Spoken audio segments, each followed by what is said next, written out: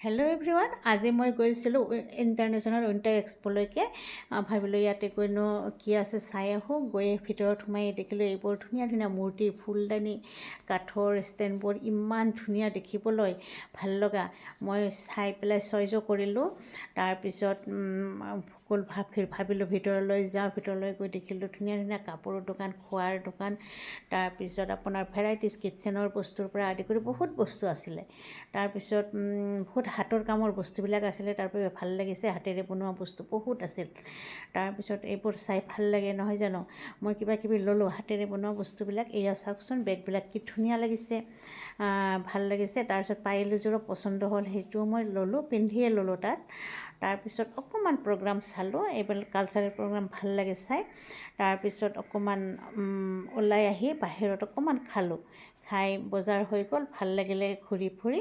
তাৰপিছত ফাইনেলি মই গুচি আহিলোঁ। আপোনালোকৰ ব্লগটো ভাল লাগিলে লাইক কমেণ্ট কৰিব দেই। আজিলৈ বাই।